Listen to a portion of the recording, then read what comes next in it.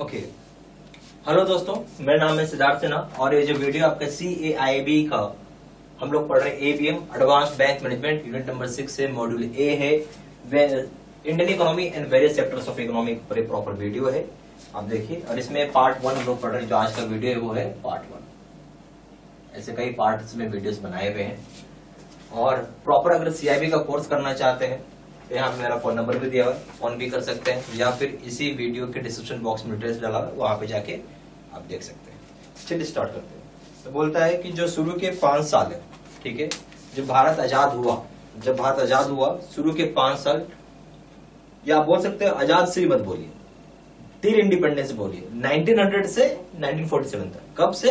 1900 से लेके 1947 तक, 1900 से लेकर 1947 तक में जब हमारी देश को आजादी मिली तब तक पर कैपिटा जीडीपी हमारे देश में पर कैपिटा जीडीपी बहुत ही खराब थी, स्टैग्नेंट थी।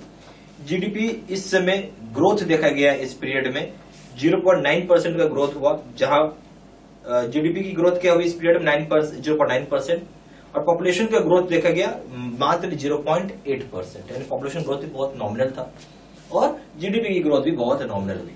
अब उसमें भी पहली बात आ जाती जीडीपी। क्या समझते हैं जीडीपी से? जीडीपी का मतलब होता है ग्रॉस डोमेस्टिक प्रोडक्ट। इसका एक आसान भाषा में कोई डेफिनेशन पूछे तो इसका मतलब ये हो गया कि एक साल में, सुनिएगा शब्द को पूरा ध्यान से, एक साल में आप कितना सामान बनाते हो, प्रोड्यूस करते हो, यानी मैन्युफैक्चर करते हो, सर्विसेज को यूज करते हैं, यानी आपने कितना प्रोडक्शन किया, या हम उसको बोल सकते हैं final finished good, semi finished नहीं, final finished goods within a country. एक कंट्री में जो फाइनल फिनिश्ड गुड्स आप बनाते हैं एक साल के अंदर, ठीक है, उस चीज को हम लोग, या जिस बोल सकते हैं कि production of final finished goods को within a country in a year, एक साल में, उस चीज को हम जीडीपी बोलते हैं, ठीक है। इस चीज को हम लोग लिख लेते हैं। तो पहला पॉइंट तो हो गया कि भाई जीडीपी क्या है, ये समझना जरूरी है। जीडीपी कुछ नहीं होता है, इसका फुल फॉर्म हो गया ग्रॉस डोमेस्टिक प्रोडक्ट बोलते हैं, सही बोल रहे हैं। फिर जीडीपी का मतलब यहां पे ये है कि total production of final finished goods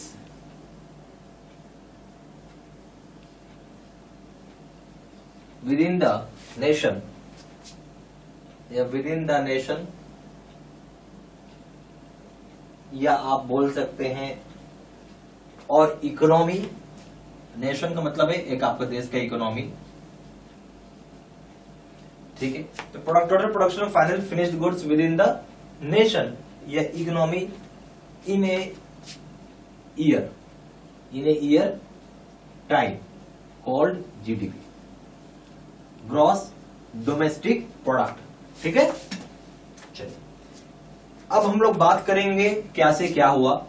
तो हमारा 1900 से लेके 1947 तक, इसको इस समय तक आप ये बोल सकते हैं 1900 से लेके 1947 तक क्या हुआ कि जो जीडीपी की जो ग्रोथ थी आपकी वो 0.9% था। फिर यहां पे पॉपुलेशन का जो ग्रोथ था वो 0.8% था। फिर यहां पे very low per capita income था,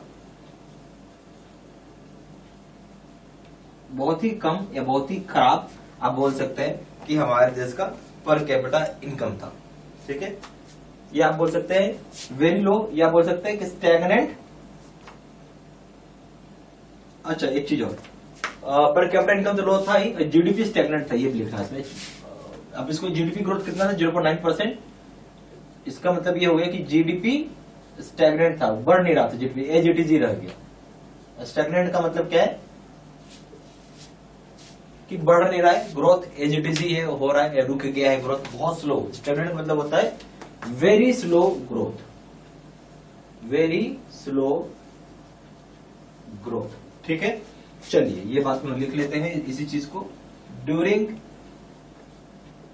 first 5 decades, that is till 1947, जो हो गया हमारा इंडिपेंडेंस हुआ उस दिन। पर कैपिटा जीडीपी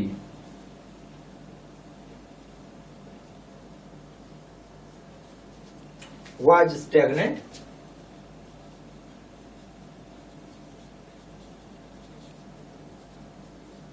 ठीक है। GDP during this period was 0.9% with the population growth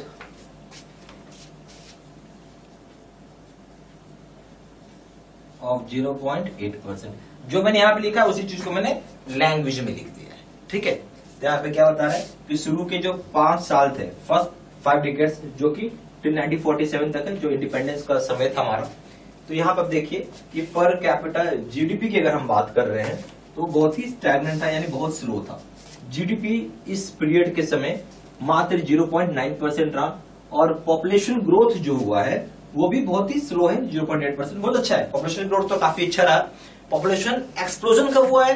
1980 के समय पॉपुलेशन का जबरदस्त एक्सप्लोजन हुआ, मतलब बहुत ताबड़तोड़ तरीके से जनसंख्या बढ़ने लगी। 20% 23%, 24%, 25%, अभी देखिए 0.8%। तो ठीक है ग्रोथ, और बट यहाँ पे प्रॉब्लम ये था कि जीडीपी का ग्रोथ बहुत खराब रहा, 0.9%, जिसकी वजह से पर कैपिटा जीडीपी भी लुढ़क के गया, स्टैग्नेंट हो गया, मतलब बहुत स्लो ग्रोथ हो रहा था, ठीक है। तो सारा पॉइंट जो भी मैं बोर्ड पे लिखता हूं ना, प्लीज कॉपी में लिखते चलिए।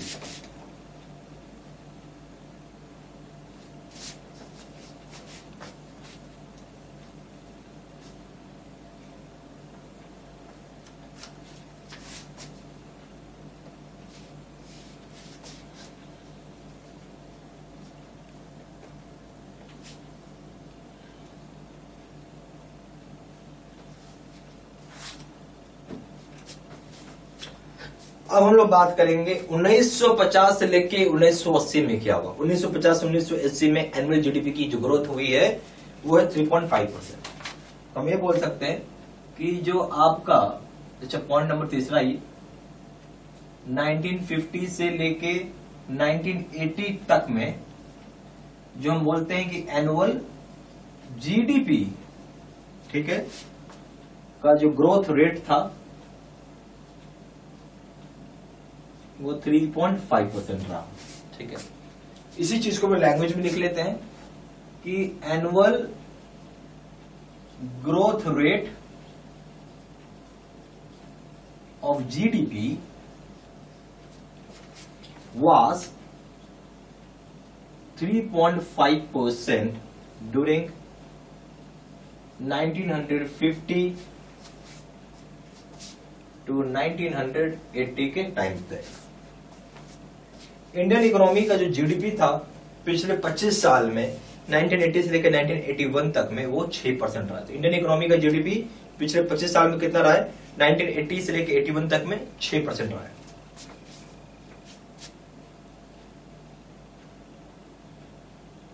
सॉरी, 81 नहीं है, एक्चुअली 2001 तक की बात हो रही है, ठीक है।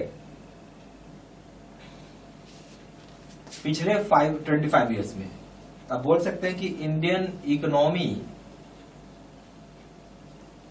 का जो जीडीपी है ओवर लास्ट 25 ईयर्स,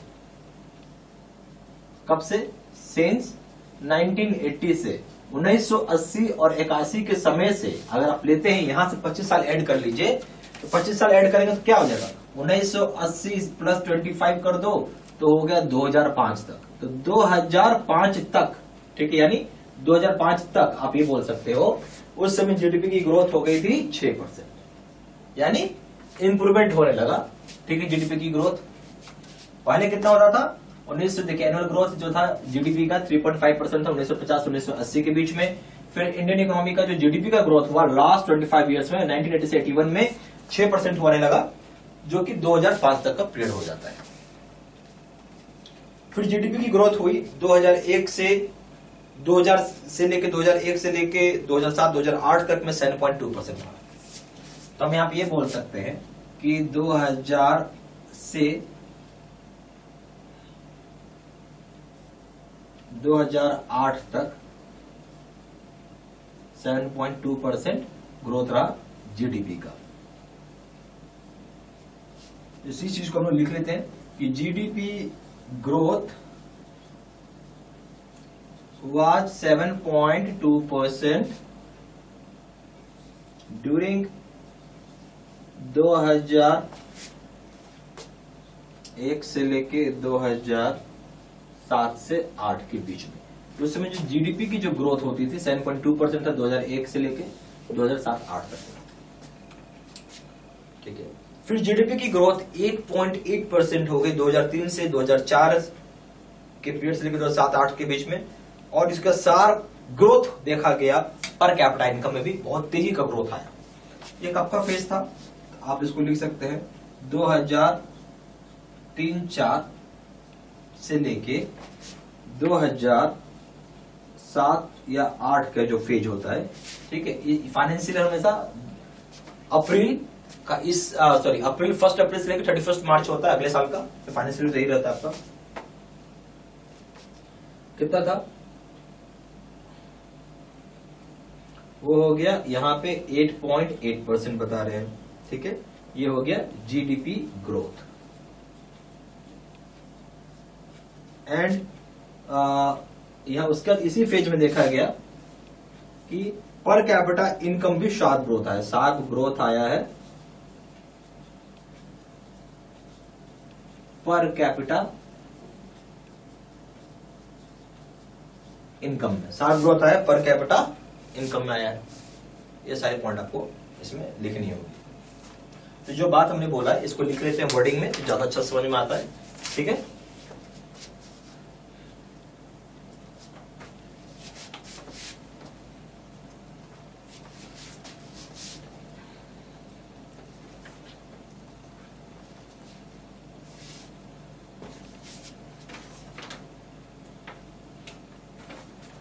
तो अब क्या हो गया कि जीडीपी ग्रोथ was 8.8% ड्यूरिंग 2003 से 2004 टू 2007 से 2008। उसमें क्या हो गया, also increased sharp growth in per capita income, sharp growth in per capita income. आपको समझ में आ रही बात कि जो जीडीपी की जो ग्रोथ हुई 8.8% में 2003-4 से लेकर 2007-8 में, और इसकी वजह से इंक्रीज हो गया sharp growth per capita income में। ठीक है, तो ये सारी पॉइंट्स प्लीज आप कॉपी अपना नोट डाउन करते चलिए। ठीक है, यहाँ पे सीआईबी के दो तरह के कोर्सेज है। सीआईबी का पीपीटी यानी कंप्यूटर स्क्रीन रिकॉर्डेड कोर्स है, और दूसरा है सीआईबी का face to face video course. जो सीआईबी का पीपीटी कोर्स यानी कंप्यूटर स्क्रीन रिकॉर्डेड कोर्स है, उसमें क्या होता है कि आपका कंप्यूटर का स्क्रीन रिकॉर्ड किया रहेगा और उसको आपको पढ़ाया रहेगा। फेस टू फेस पे क्या होता है कि मैं बोर्ड पे आके पढ़ाऊंगा, जैसे कभी आपने जो वीडियो देखा बिल्कुल फेस टू फेस कोर्स था वो, जहाँ मैं बोर्ड पे आके पढ़ा रहा था। ये इस तरह का कोर्स सबसे बढ़िया होता है, बेस्ट होता है। और आप ये मान के चलिए कि ये कोर्स कर रहे हैं तो आप फर्स्ट टाइम में ही आप पास कर जाएंगे, कोई दिक्कत नहीं आता है इसमें। ठीक है, और उसके बाद इसमें एक सबसे बढ़िया चीज़ होती है कि डेप्थ, जो हम लोग डेप्थ खोजते हैं ना कि सब चीज़ कवर किया हुआ रहे, तो आपको इसके अंदर मिलेगा वो। और ये सबसे बेस्ट कोर्स है, सबसे पावरफुल कोर्स है। मैं यही कोर्स करने के लिए आपको रिकमेंडेशन दूंगा। दोनों कोर्सेज को कंपेयर करेंगे, दोनों जगह वीडियो लेक्चर कोर्स है, दोनों जगह केस स्टडी का वीडियो है। यहाँ पे 6000 सेट क्वेश्चन बैंक है, 12000 सेट क्वेश्चन बैंक है। यहाँ 30 मॉक टेस्ट है और दोनों जगह रिविजन नोट्स है। वैलिडिटी की बात करें, दोनों जगह वैलिडिटी लाइफ लॉन्ग है। पेपर एबीएम बीएफ हो या बीएफए में रिटेल बैंकिंग हो, सभी के दाम 800 रुपये, यहाँ सभी के दाम 1500 रुपये। एबीएम प्लस बीएफए का दाम यहाँ पे 1500 रुपये, यहाँ पे दाम है 2700 रुपये। अगर आप कॉम्बो पैक करते हैं, रिटेल पेपर एक साथ करते हैं, इसका दाम है 2000 रुपये और इसका दाम यहाँ पे 3500 रुपये। ठीक है, ज्यादा जानकारी के लिए फोन कर सकते हैं। फोन नंबर हो जाएगा 4 9 6 8 5 1 2 7। दूसरा नंबर 7 2 7 5 4 6 9 4 6। वेबसाइट में जाकर डायरेक्टली ऑनलाइन ऑर्डर प्लेस कर सकते हैं। वेबसाइट हो जाएगा www.gibcibstudymaterial.com। ईमेल आईडी हो जाएगा seedsinha123@gmail.com। ये सारी इन्फॉर्मेशन मैंने इसी वीडियो के डिस्क्रिप्शन बॉक्स में भी डाल दिया है। ठीक है, थैंक यू।